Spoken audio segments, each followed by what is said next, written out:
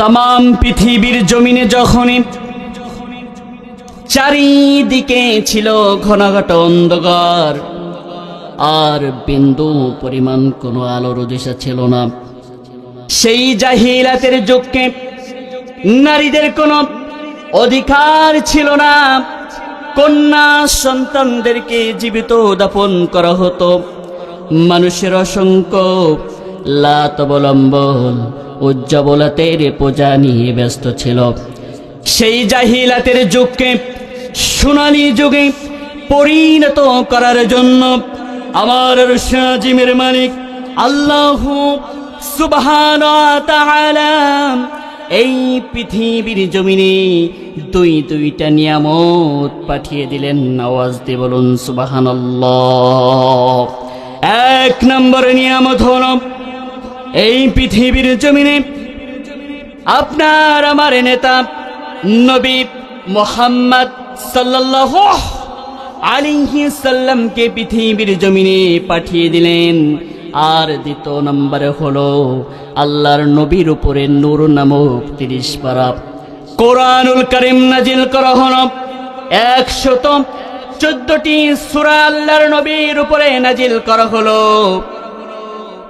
30 খানা পারা আল্লাহর নবীর উপরে নাজিল করা হলো। 6666টি কোরআনুল কারীমের আয়াত বিশ্ব নবীর উপরে নাজিল করা হলো। মুসলমান ভাইয়েরা আমার, এইবার আসেন আমরা একটু আলোচনায় চলে যাই। পৃথিবীর জমিনে নবীকে কেন পাঠালেন, আর নবীর উপরে নূর নামক 30 পারা কোরআনুল কারীম পৃথিবীর জমিনে কেন পাঠালেন আমরা একটু জেনে নিই। আসেন আমরা একটু কোরআনের আলোচনায় চলে যাই। কোরআনের কাছে জিজ্ঞাসা করি, ও কোরআন, আমরা তো আপনি পৃথিবীর জমিনে এসেছেন, কিসের জন্য এসেছেন আর কাদের জন্য এসেছেন আপনার কাছে আমরা একটু জানতে চাই। ও কোরআনুল কারীম, আপনি কবে এসেছেন পৃথিবীর জমিনে আর আপনার বাসস্থান কোথায় আমরা একটু আপনাদের কাছে জানতে চাই। ও কোরআন, আপনি বলে দেন, আপনার কাছে আমরা জানতে চাই। ও কোরআন, আপনি একটু বলে দেন। কোরআনুল কারীম সঙ্গে সঙ্গে জানিয়ে দিলেন।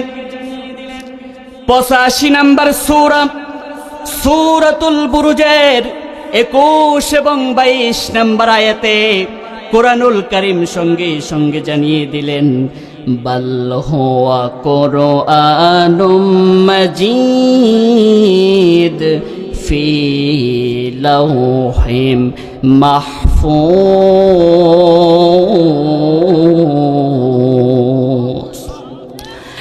এক একটা আয়াত তেলাওয়াত শেষ করব যখন আমি আমার আল্লাহর দেওয়া শাহাদাতি আঙুলটা দ্বারা ইশারা করব, তখন মুসলমান ভাইরা আমার আল্লাহর জমিনের উপরে বসে, আল্লাহর আসমানের নিচে বসে আল্লাহর দেওয়া কণ্ঠখানি বন্ধ করে রাখবেন না কেউ। তখন সাথে সাথে আল্লাহু আকবার বলবেন। তখন এই কর্মসূচি চলবে যতক্ষণ, আখিরে মোনাজাত হবে না যতক্ষণ।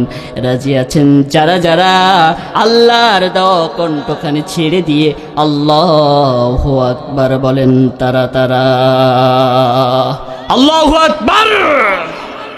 এখন প্রশ্ন করতে পারেন, হুজুর, আমরা যে আল্লাহু আকবার বললাম, এর কোন ফজিলাত, এর কোন ফায়দা, এর কোন সওয়াব আছে নাকি আমরা একটু আপনার কাছে জানতে চাই। আল্লাহর নবী বললেন, কোরআনুল কারীমের এক একটি হরফ, এক একটি জের জবর, এক একটি নুক্তা যদি কোনো বান্দা বান্দি তাদের পবিত্র জবান দিয়ে একবার তেলাওয়াত করে, আমার আরশের মালিক আল্লাহ সুবহানাহু ওয়া তাআলা এক একটি জের জবরের বিনিময়ে, এক একটি নুক্তার বিনিময়ে আরশের মালিক আল্লাহ সুবহানাহু ওয়া তাআলা ওই বান্দা বান্দির আমলনামায় 10টি করে সওয়াব লিখে দেন। আমরা যে সুবহানাল্লাহ বললাম, ছোট্ট একটা হাদিস, আপনারা সব সময় হাঁটতে চলতে আমল করবেন। এই সুবহানাল্লাহর এত ফজিলাত, এত গুণ রব্বুল আলামিন রেখেছেন। যদি কোনো বান্দা বান্দি একবার সুবহানাল্লাহ, একবার আলহামদুলিল্লাহ বলে, জমিন থেকে আসমান পর্যন্ত যত ফাঁকা জায়গাগুলো আছে, এই ফাঁকা জায়গাগুলা আমার রব্বে কারীম সবে পরিপূর্ণতা করে দেন। এইবার আসেন কোরআনের কাছে আমরা জেনে নিলাম কোরআন আপনার বাসা কোথায়। কোরআন সঙ্গে সঙ্গে উত্তর দিয়ে দিলেন, আমার বাসা হলো লৌহে মাহফুজ। আল্লাহু আকবার বলেন। ও কোরআন, আপনার বাসা তো আমরা বুঝলাম, আপনার বাসা হলো লৌহে মাহফুজে। আপনি পৃথিবীর জমিনে কিসের জন্য এসেছেন, আর কাদের জন্য এসেছেন, আর কত তারিখে এসেছেন, আর কোন মাসে এসেছেন, আমরা একটু আপনার কাছে জানতে চাই। 114টি সূরার ভিতরে দ্বিতীয় নম্বর সূরা সূরাতুল বাকারার 185 নম্বর আয়াত রব্বে কারীম সুন্দরভাবে জানিয়ে দিলেন, শাহরু রমাদানাল্লাযী উনজিলা ফীহিল কুরআন।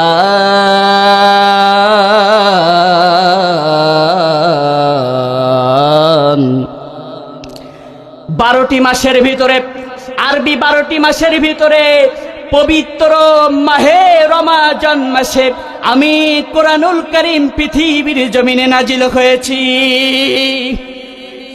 ও কোরআন, আপনার কাছে আমরা প্রশ্ন করতে চাই, আমরা তো বুঝলাম আপনি পবিত্র মাহে রমাজান মাসে নাজিল হয়েছেন, কিন্তু রাতের বেলায় নাকি দিনের বেলায়?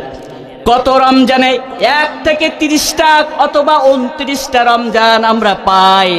এই 29-30টা রমাজানের ভিতরে আপনি কখন নাজিল হয়েছেন, কত তারিখে, আপনার কাছে আমরা একটু জানতে চাই। 114টি সূরার ভিতরে 97 নম্বর সূরা সূরাতুল কদরের 1 নম্বর আয়াতে কোরআন সঙ্গে সঙ্গে জানিয়ে দিলেন, ইন্না আনজালনাহু ফি লাইলাতিল কদর। আল্লাহু আকবার বলেন। আমি পবিত্র কোরআনুল কারীম 27 রমজানে শবে কদরের রাতের বেলায় আমি কোরআন নাজিল হয়েছে। আল্লাহু আকবার বলেন। এইবার আসেন কোরআনের কাছে আমরা একটু প্রশ্ন করি, কোরআন আপনি, আমরা তো সব বুঝলাম আপনার বাসা কোথায়, আপনি কবে এসেছেন, কত তারিখে এসেছেন, আমরা তো সব জেনে নিলাম। কোরআন আপনি কার উপরে নাজিল হয়েছেন আমরা একটু জানতে চাই। 114টি সূরার ভিতরে দ্বিতীয় নাম্বার সূরা সূরাতুল বাকারা 23 নম্বর আয়াতে কোরআনুল কারীম সঙ্গে সঙ্গে জানিয়ে দিলেন, আমার মুসলমান ভাইরা, আমরা কোরআনের কাছে জেনে নিলাম কোরআন আপনি বলেন কার উপরে আপনি নাজিল হয়েছেন, আমরা একটু আপনার কাছে জানতে চাই। কোরআনুল কারীম সঙ্গে সঙ্গে জানিয়ে দিলেন, সূরাতুল বাকারার 23 নম্বর আয়াতে কোরআনুল কারীম সঙ্গে সঙ্গে জানিয়ে দিলেন, ওয়া ইন কুনতুম ফি রাইবিম মিম্মা নাযালনা আলা আবদিনা ফাতু বিসূরাতিম মিন মিসলিহি وادعوا شهداءكم من دون الله إن كنتم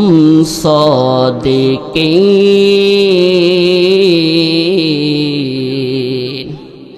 কোরআনুল কারীম নাজিল হয়েছে, রব্বে কারীম ডাক দিয়া বললেন, আমি কোরআন নাজিল করেছি আমার বান্দা মুহাম্মাদের উপরে। তোমরা যদি কেউ সন্দেহ মনে করো তাহলে কোরআনুল কারীমের ভিতরে 114টি সূরা আছে। এই 14টি সূরার ভিতরে ছোট্ট একটা সূরা তোমরা তৈরি করে নিয়ে আসো। এই কাজে আল্লাহ ব্যতীত অন্য কারো সাহায্য দানকারীকে ডেকে নাও। তাহলে তোমরা যদি সত্যবাদী হও তাহলে এই কোরআন কার উপরে নাজিল করা হয়েছে? কোরআন নাজিল করা হয়েছে আপনার আমার নবী জনাবে মুহাম্মদ সাল্লাল্লাহু বিশ্ব নবীর উপরে। কোরআনুল কারীম নাজিল করা হয়েছে। এইবার আসেন, কোরআনুল কারীম কার উপরে নাজিল, কিসের জন্য পৃথিবীর জমিনে আসলেন, কাদের জন্য আসলেন? রব্বে কারীম জানিয়ে দিলেন সঙ্গে সঙ্গে 114টি সূরার ভিতরে দ্বিতীয় নাম্বার সূরার হলো দ্বিতীয় নাম্বার সূরার 185 নাম্বার আয়াত কোরআন সঙ্গে সঙ্গে জানিয়ে দিলেন, হুদাল লিন্নাসি ওয়া বাইনাতিম মিনাল হুদা ওয়াল ফুরকান।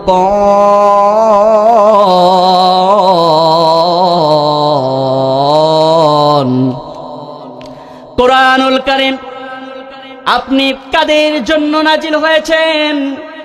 আপনি কি খালি মুসলমান ধর্মের জন্য নাজিল হয়েছেন, নাকি কোনো দলের জন্য নাজিল হয়েছেন, নাকি কোনো গোষ্ঠীর জন্য আপনি নাজিল হয়েছেন?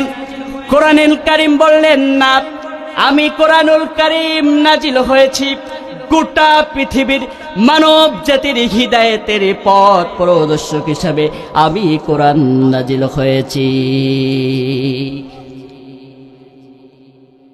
এইবার আসেন, কোরআনুল কারীমের কাছে আমরা প্রশ্ন করি, আপনি তো নাজিল হয়েছেন, আমরা সব বুঝলাম, কিন্তু আপনার ভিতরে কোনো ভুল কিংবা সন্দেহ আছে নাকি? আমরা একটু আপনার কাছে প্রশ্ন করতে চাই। কোরআন জবাব দিলেন, দ্বিতীয় নাম্বার সূরাতুল বাকারার দ্বিতীয় নাম্বার আয়াত কোরআন সঙ্গে সঙ্গে জবাব দিলেন, যালিকাল কিতাবু লা রাইবা ফিহি। আল্লাহু আকবার বলেন। দিস ইজ এ বুক, এটা এমন একটি কিতাব, এমন একটি বই, এই বইয়ের মধ্যে, এই কিতাবের মধ্যে বিন্দু পরিমাণ কোনো সন্দেহ নাই।